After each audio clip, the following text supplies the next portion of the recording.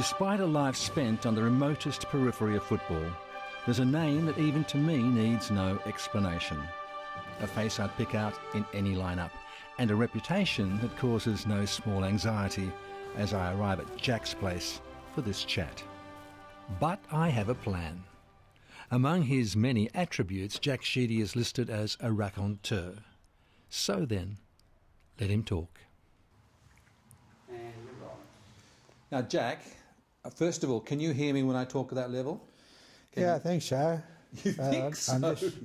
Because I can't see your lips, I'm just not quite sure, but still. Okay.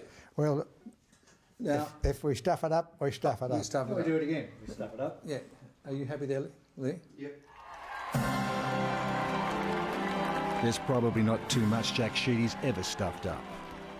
Freo born and bred, with a footballer for a dad, his life was set on one path, the Australian game. Well, it was part of our life. Football was on day and night.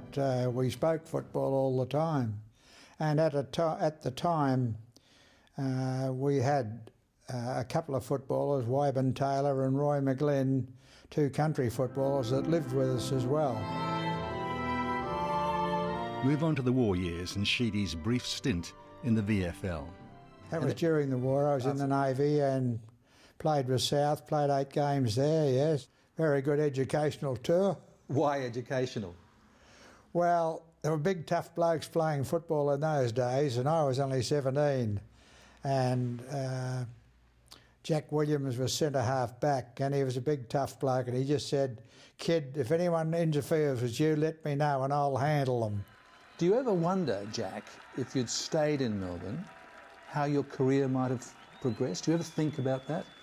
No, not really. I presume if I'd have stayed in Melbourne, I would have made the grade because they have good coaches and good players. But when I came back and joined East Fremantle, they went on to be undefeated in 1946. And that was the start of a very good football career as far as I was concerned. Probably the football understatement of the year. So now, Jack's back, small, nuggety, and occasionally in trouble. Well, I was a rover, and that's the way I was built, so you had no choice. My brother was taller and thinner, but I was built on the Sheedy lines, I think, short and thick. Did you find that you were the subject of unwanted attention on the field? No, I don't think so. My mother's brother, Judder B, was also a state footballer and played with East Fremantle and Claremont and Swans. He coached. He used to say to me, "Don't go looking for trouble."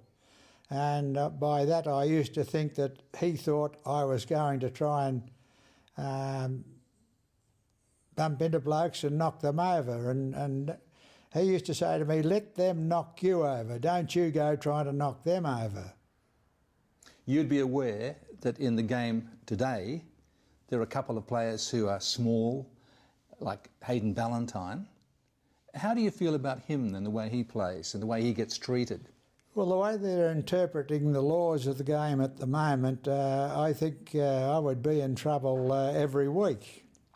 Because if you run in and bump a player hard in the wrong direction or the wrong way, you're immediately penalised and up before the board. But you were in trouble a fair bit anyway in your time, weren't you? Well, I used to get in trouble for fighting probably, and if blokes hit me, I used to hit them back. That was the bad part about it, I suppose. And how many times would you have gone to the tribunal? I don't know, I couldn't count them. Was it regular? Yes, unfortunately, every year. What, once a year? Oh, once or twice a year. There wasn't many years that I didn't front the tribunal. Did you know them quite well? Oh, they knew me quite well. Which is why, despite all the recognition, Jake Sheedy does not have a Sandover medal. But he does have premierships, as player and as coach. For you, Jack, what was the best moment at East Fremantle? If I can't answer that question, There must have been some good things, eh? No, there was 1946 grand final undefeated, I'd say, was probably the best because we scraped through in the finals and only just won them. And then we only just won the grand final by a kick at the finish. So that was probably the best. And then you left East Fremantle and went to East Perth. Why did you do that? Well, in 54, South Fremantle beat East Fremantle in the grand final. In 55, Perth beat East Fremantle in the grand final. And in both games I played as hard as I could and we still couldn't win a grand final. And then some businessmen came and approached me to go and coach East Perth. I'd always had in mind that I wanted to be a publican, and they assured me that if I went and coached them, in some way they would get me into the hotel business.